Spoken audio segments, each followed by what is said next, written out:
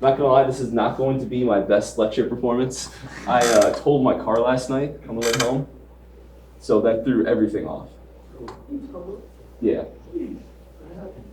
I was driving down Route 53, and I fly down there because that's what I take every day. And the guy in front of me was flying. And there were like two cars in front of him. The one went to pull into a house. The other one was gonna pull in, but she stopped short because there was a coal truck coming the other way.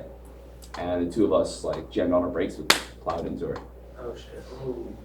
So it wasn't this season as well? Yeah. Did they hit the cold truck or no? No. Oh, that's good. No, no one was like seriously injured. How'd you get here? I got a ride. Right.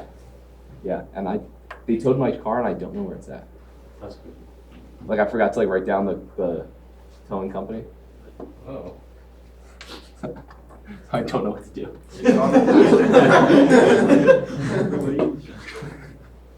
Is it like on a police report? I don't know if the police report would have that. Did they leave where the car was taken? No, the cop was still there when the. Am I right? They might have been. It's a possibility. Another probably not that many. Well, it was up here, so it was all 53. So it's in like Asheville or Crescent or what's it? You could ask like. Are there? I don't Or you know. just cut your losses and you find another car? Well, no, there's stuff inside the car I want to get out. You can definitely ask like the campus police here, because they know like all the different sort of companies. That's a good idea. Because like there's Hours kind your of head. cars get towed and booted, and like nobody knows like who to call, so they just go to them. They give you like a list with like phone numbers and stuff. That's perfect. See, that's why I brought it up. All right. So before I get started, I want to note that like I know like everyone in this class is at different levels, taking different like econ classes before, some more than others. So if I'm moving too fast or using terms you guys don't understand, just stop me and say like, what the hell are you talking about? Like, what does this mean? And if you're nervous or embarrassed about that, don't be, because normally a lot of other people don't get what that thing is, and they're going to be happy you asked. They're not going to like think you're an idiot. But if you still like are like nervous or feel weird about it, you can always email me or like come by my office like after class and like ask me what I was talking about, and I can try to explain it more better.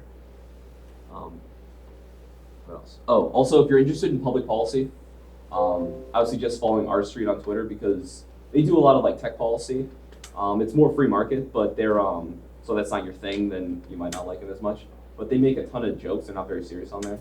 So like the other day, they made a 69 joke, and they make It's Always Sunny references when they like, for like the new position they're hiring, this is like must be fluent in bird law, things like that. I forget the other references. How many people do you know that work there?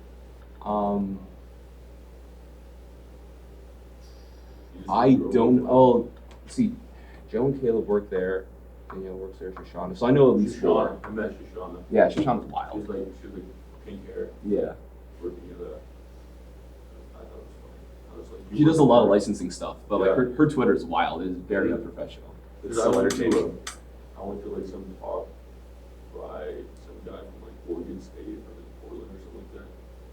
And she was there and she was like, oh, like, who are you? And I was like, oh, Dr. Timms. She was, I love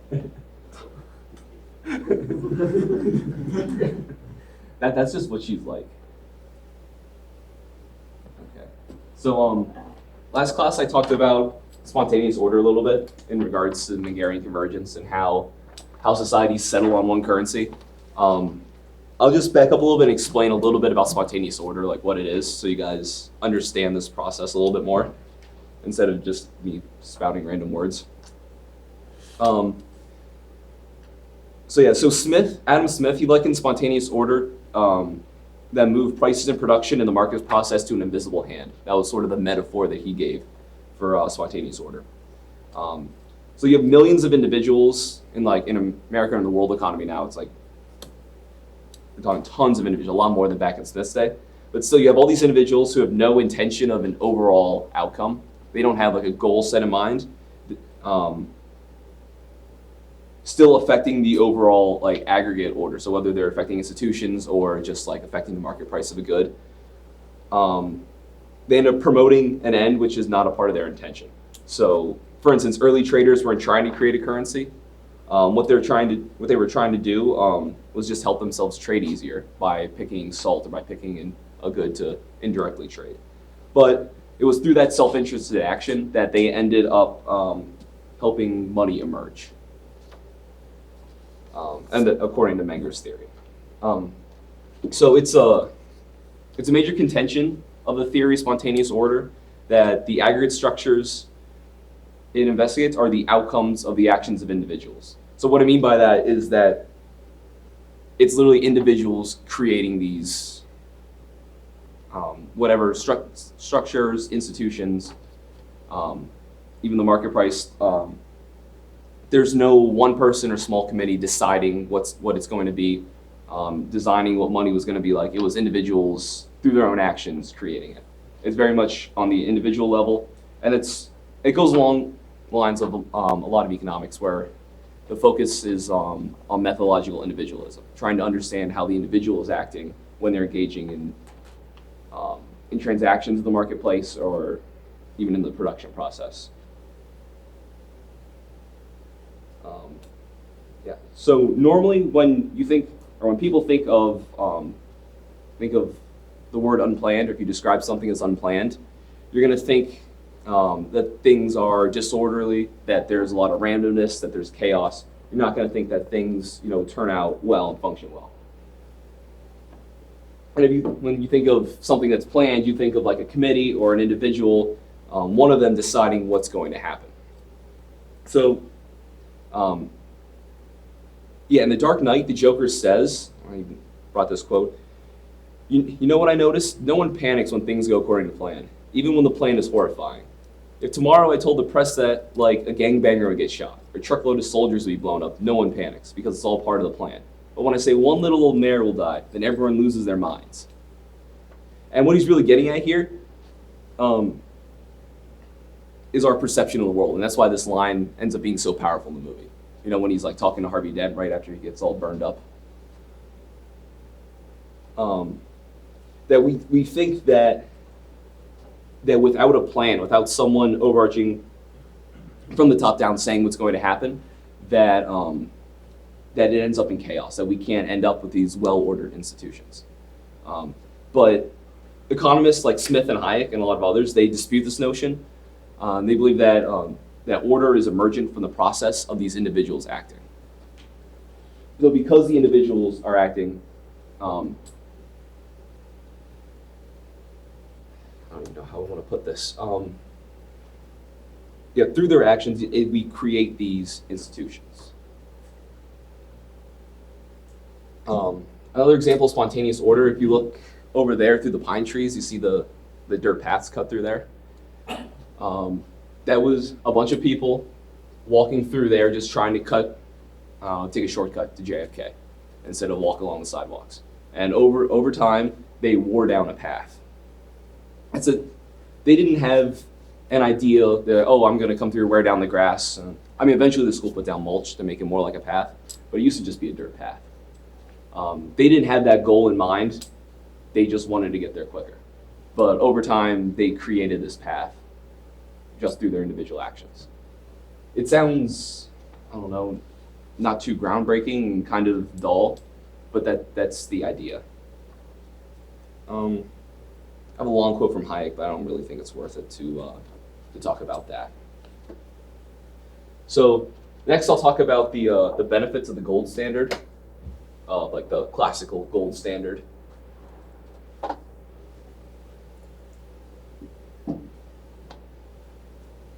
Wait for this to fire up. You guys have any questions about spontaneous order or about the Dark Knight? I was actually reading an article that more places have started not creating pens, and then they wait for 2 years. Like it's really common for hospitals to not pay any pens, and you see where people walk in and they pay both of them. Yeah, that's smart. It's like starting to really popular to do that. Yeah, if you go to like Bryn Mawr, they have this really beautiful quad, but people walk across diagonally. So there's this old, worn dirt path right across the middle of like this beautiful grass field that they wanted to have. They didn't take that into account. You say it's a new I don't know, that trailer looked really good. I was not excited for it until like I saw that. I didn't think anyone could do it better than Heath Ledger. I think it'd be good. That was just, I don't know, he like poured his whole life into that role. This is the last one. Well, yeah. I didn't mean that literally. Okay, so when we talk about the benefits of the gold standard, a great place to look is the classical gold standard. The classical gold standard was, I don't know, the century or two before World War I, when most of the nations in the world were on the gold standard. And this is too much for this class. This isn't just a class about like what money is, but so I won't really get into the details of this. But there's Larry White details the stock and the flow dynamics of the money supply of the gold standard, and he shows that it was surprisingly stable. That we imagine, I don't know, some miner out in California strikes a vein of gold or silver, and suddenly there's massive inflation, and the price level depends on just what they happen to be pulling out of the ground. But really, the market regulated it pretty effectively, and we didn't see massive inflation. Time. If the value of money increased, so if there was deflation, that would actually encourage the mining of gold. So more miners would go out and look for gold. They would they'd be willing to spend more money on gold because it was relatively more valuable, and they'd be willing to go deeper into like the gold mines they already had, like operational. And then they would also start coining gold that was used for ornamental things. So things like, I don't know, candlesticks, jewelry or something. They would just turn that into currency when it became really valuable. And that was sort of mechanism that happened to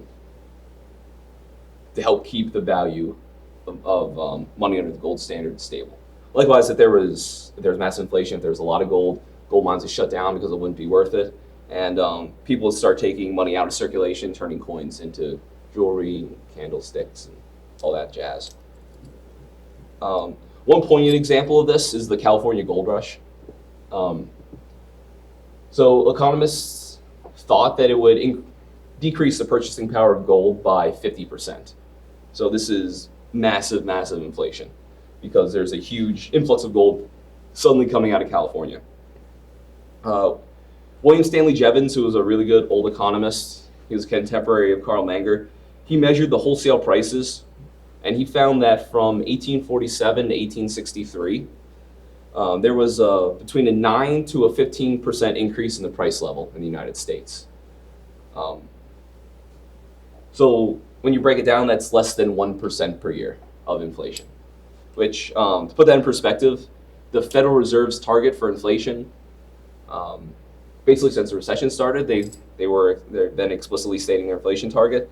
Their target has been 2%, and they've been failing to hit that. It's been at about 1.5%, I think, on average over that period of inflation per year. So we're talking basically the type of inflation we've been having lately, which isn't substantial.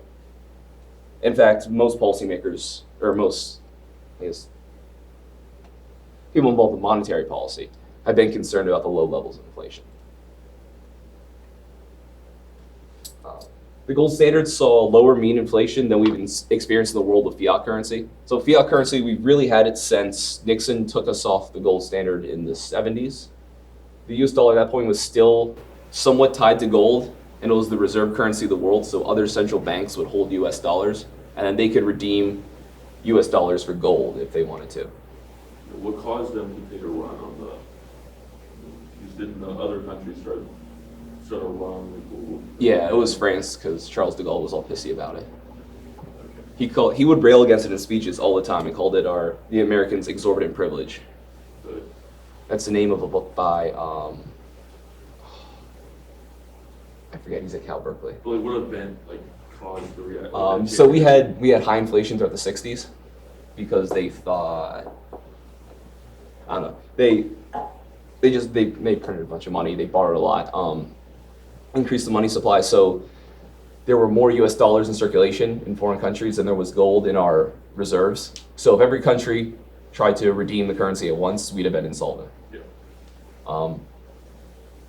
once that got too far along and it went from just France complaining about it to like several other countries actually being concerned, then Nixon realized what could happen, and he just took us off the gold standard. So what country started, like, one country started, like, actually redeeming cryptocurrency? I don't know if they were, I don't remember if they were actually redeeming, Or or if they were just saying like, this is bad, we should probably do this. And then once they took us off, massive inflation in the 70s. So what's higher PC?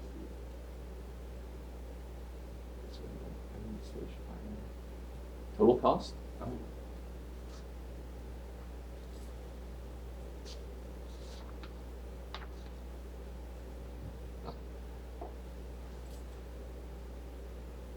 But yeah, so we've seen higher inflation on average in the world since we've gone to full fiat currency than we experienced under the gold standard.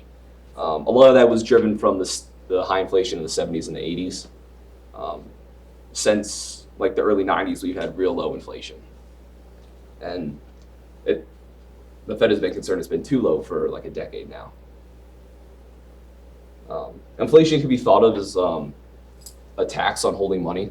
So you're losing value because you're holding onto money. So it's like the government's taxing you. The government gets the value, I guess, of that tax because they're the ones putting out the currency. So they earn what's called seigniorage. It's the profit that you get from issuing currency. The gold standard, they also had lower price level uncertainty at the medium to long term like time horizons. So bond markets were what they call a lot thicker back then, especially in the medium to long term markets. There were a lot of bonds you could get that were 20 years, 30 years, 50 years. There were even some 100-year bonds. And that's unthinkable today to buy a 100-year bond. But you can actually, the British government, when they went to refinance their debt in the late 1800s, they issued perpetual bonds. And you can still buy them today. They're called consols, I think. And they pay out in perpetuity. They'll pay you money.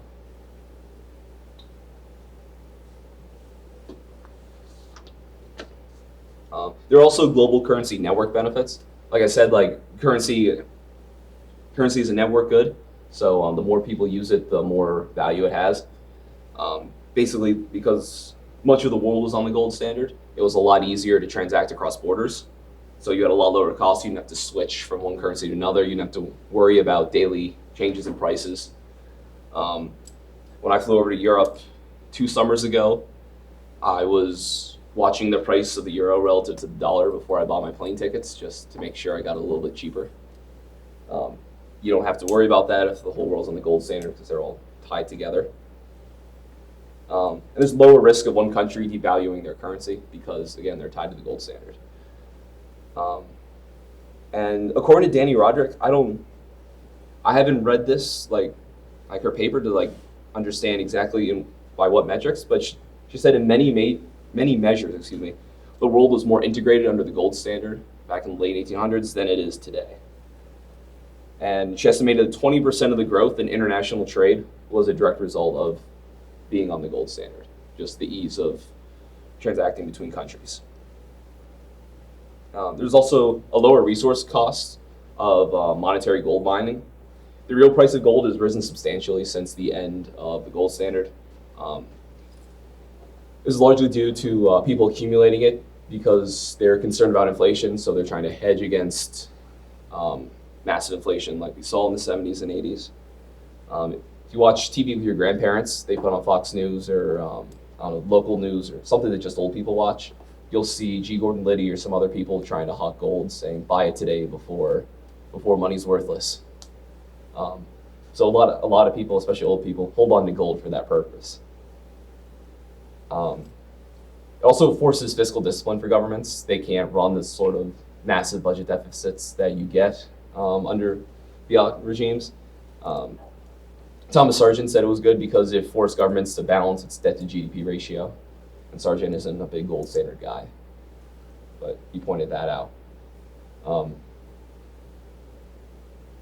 Gold does have a resource cost, however, like it does cost money to mine it. There's a cost to creating this money that you don't have under a fiat system. So that's something to note. Um, although it's still, people still value it today and they still spend money today on gold.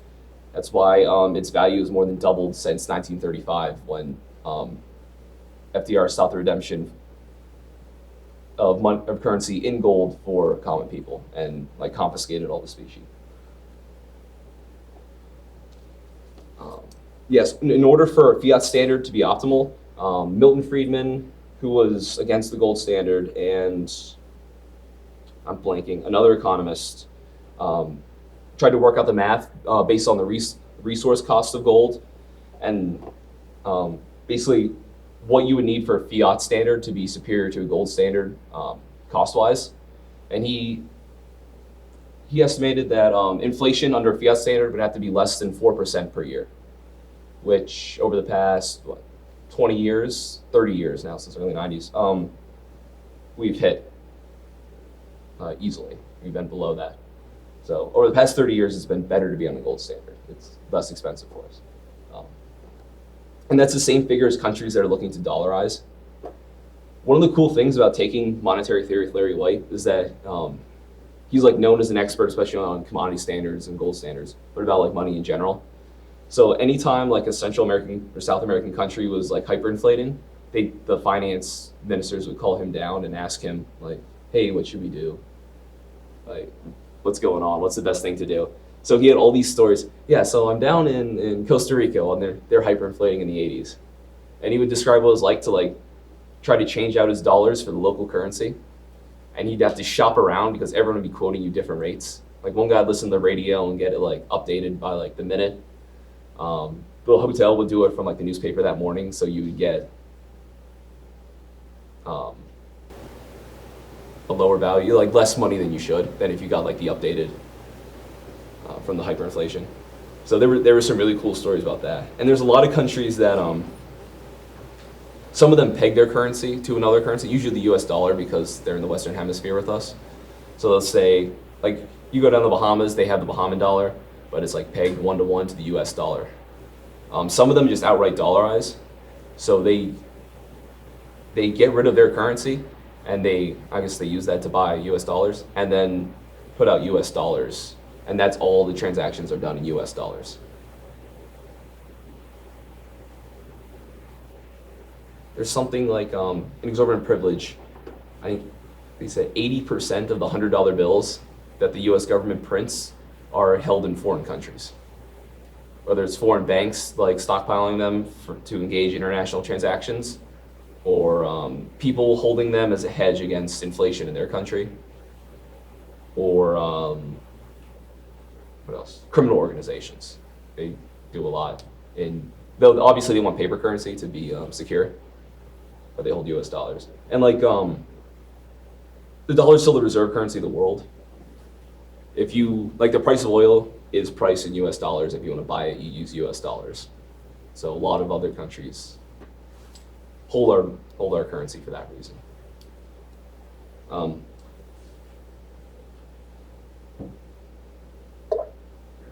US dollar could not be like the centralized dollar. Could ever be the one or anything. I don't know if enough people trust China to switch to the yuan. That's like the last half of exorbitant privileges. Well, what's next? And he says it might be regionally based. So like Asia, that whole area, maybe even Australia, like they have the yuan as their reserve currency. And then Western Hemisphere is the US dollar. And then like Europe, maybe Russia, like they have the euro. I don't know if having multiple currencies can really work though. The US has only been the reserve currency since the end of World War I. Before that, it was the British, the pound sterling, and before that was a Spanish piece of 8. All the Spaniards did when they got colonies was mine all the gold and silver from Central America, and like didn't develop them at all. And then the rulers, instead of building infrastructure or anything like useful, all they did was spend it on like nice palaces and stuff, and like fancy things. So the money went all throughout Europe. So that money was everywhere, and that was in the colonies, like when they did go from trading like tobacco and commodities to like actual precious metals as currency, they use the Spanish piece of eight.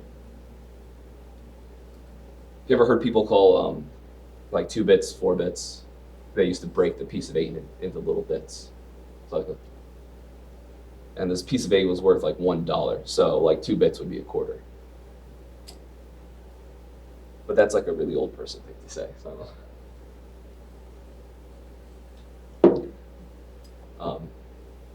Okay. While there is a lot of good stuff with the gold standard, it does have many benefits. There's also benefits to having a fiat currency. Like I said, lower resource costs. The past 30 years, it's been cheaper to have fiat currency than than it would have been to be on the gold standard. Oh wait, no. Before I get to that, so despite all the things I said about how awesome gold was, I don't think we should return to the gold standard. There's other ways to prevent inflation under a fiat currency than tying it to a precious metal or any sort of commodity. It'd definitely be too expensive of a process for the major central banks of the world to buy up a bunch of gold, to build their gold reserves, and to reintroduce the system. I mean, if the ECB, the Fed, and the Bank of Japan return to it, that'd basically force the other countries to do it. But that'd still, the cost to get there and the amount of work and the number of treaties it would take to get to that process would be way too expensive. That's not even including the resource costs of actually mining gold, especially in this low inflation world.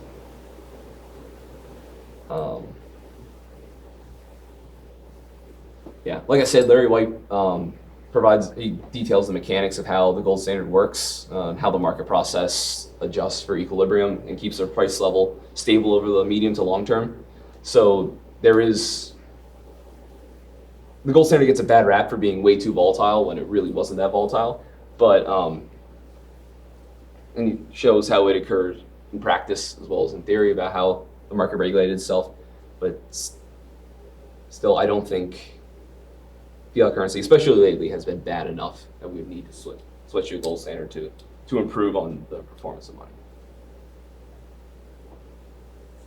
Economists are still really salty about the hyperinflation, or not hyper, but the high inflation in the 70s.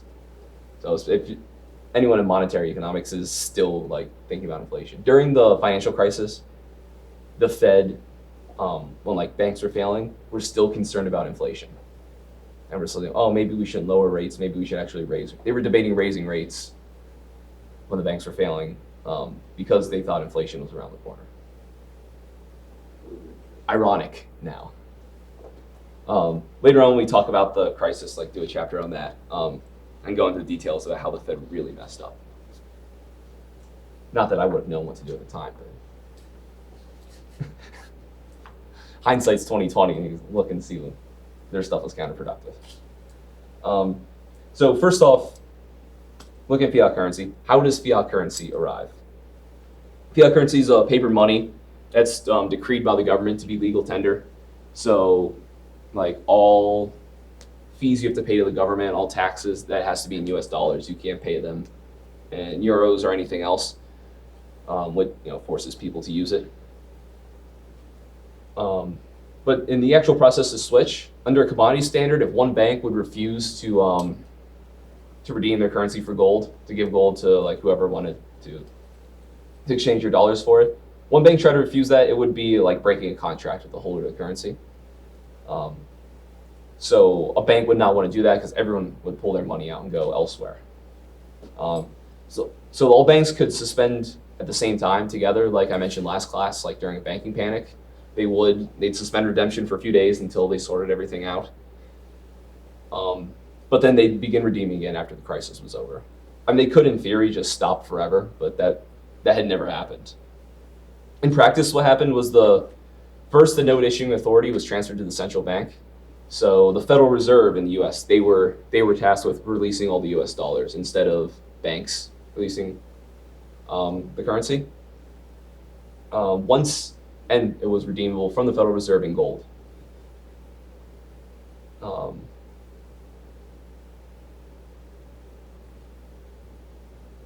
Then the Fed would suspend redemption of their notes for gold. making the currency fiat currency. At that point, it's not backed by anything because you can't go and get anything of value from them.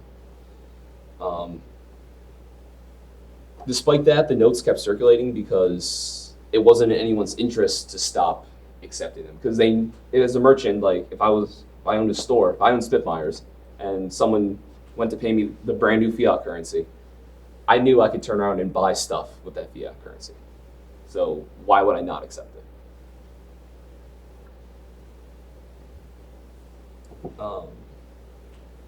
What's really interesting was Somalia. After their government collapsed, they had two notes that they bought from their government. Didn't have their own mint, or not mint, I guess printing presses. So they would order their currency from a place, I think in Europe, that would print it.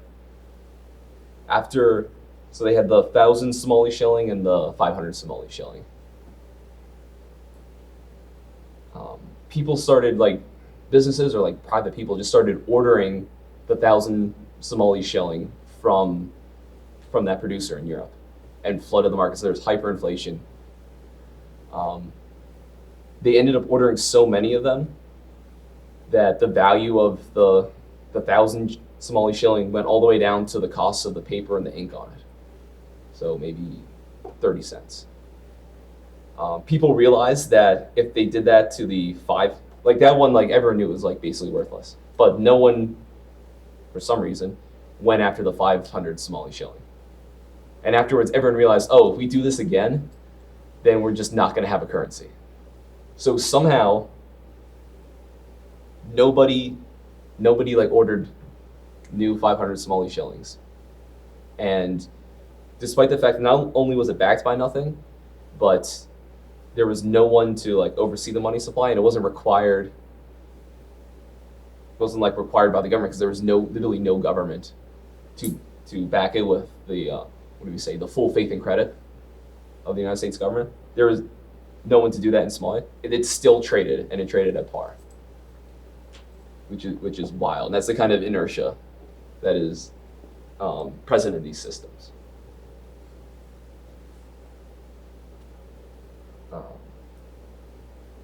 Yeah, and like for the reasons we talked about last class, people knew that bartering would be a real serious hassle, so they did not want to return to that.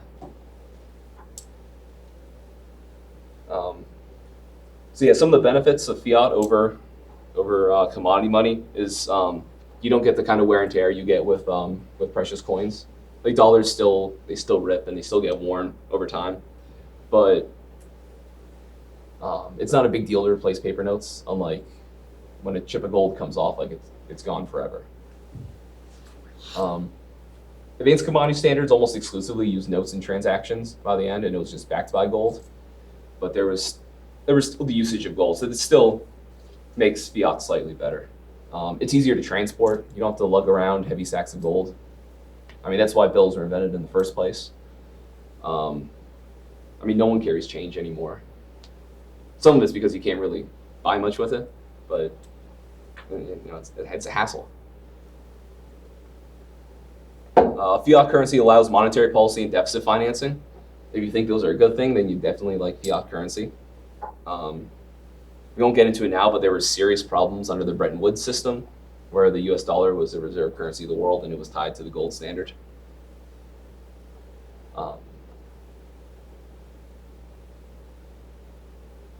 Yeah, central banks can print or hold paper money as they need, giving them control over the money supply, interest rates, and general liquidity in the banking system. One example was on September 11th. Obviously, everyone in America is freaking out. The next day, the Federal Reserve was concerned that there'd be no trading, no interbank lending, and the financial markets would just shut down, which is a legitimate concern, and they probably would have. But so the Federal Reserve doubled the money supply. They bought all these bonds from banks and just gave them money for it. So banks were willing and able to lend just because they had so much. And then they withdrew all that 2 days later. If you look at a graph of the money supply, it's like going along, I guess, and shoots up right back down and goes on the same path. But they were able to do that to keep liquidity in the system. Don't know what would have happened under a gold standard. There was no comparable event in the 1800s to September 11th, with the way our financial markets are connected now. Back then, you wouldn't even hear the news of something like that for weeks. And something one economist said, they said, if rules can be broken, then what's the point of having them in the first place? Since countries can just go off the gold standard and establish a fiat currency, then the gold standard isn't really giving, or any commodity standard isn't giving you any assurances that they're not going to inflate. They can just choose to do that by decree and do it anyway. You guys have any opinions on which is better?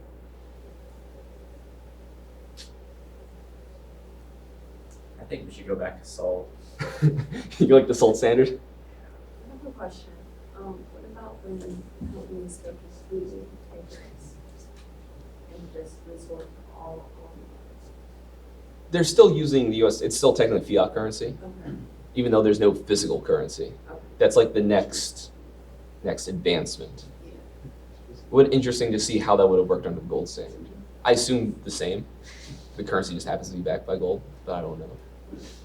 There was one cryptocurrency, one of the early ones, it was like DigiGold or something from like the 80s or 90s. That was like a cryptocurrency backed by gold. Ahead of their time. Didn't go anywhere. There were actually a bunch of them before Bitcoin. Next class, we'll talk about different types of currencies, cryptocurrencies, and then other like new ideas for like fiat and stuff. Do you think crypto will take off? Because prices aren't denominated in it yet, the value is way too erratic. I'll wait to get into the mechanics of that, but it's basically by design that the money supply doesn't adjust to supply and demand factors. It's a way to prevent to credibly commit to not hyperinflating, because they can't. But I don't know. A lot of old people would refuse to use it. But how many of you guys have like one of those payment apps on your phone where you just like swipe it over the thing and it pays in the store? And if you have an iPhone, you have it. Yeah. Like, I mean, I don't use that yet. I'm not quite that technologically advanced. But like for young people that like use that, that's the food trucks in DC a lot of them accept Bitcoin. So one of the coworkers at my internship, he would just bring his Bitcoin wallet, swipe it. That's all. Good story about that. I'll tell next class. Any other opinions on the commodity standard versus the fiat standard?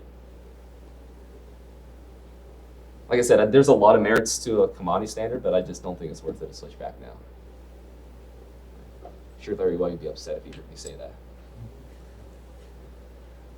All right. So I wish this class was Tuesday, Thursday, because when I had Father Malachi for personal finance, he used this joke every single time on Thursdays. He'd end class. It was like the 2 o'clock or 2:30 class, like that real late one. He let us out like 30 or like 40 minutes early every Thursday and say, "Well, it's Thursday, which is like Friday in academia, so go start your weekend." So I guess it's Friday, like Saturday in academia. So go continue your weekend.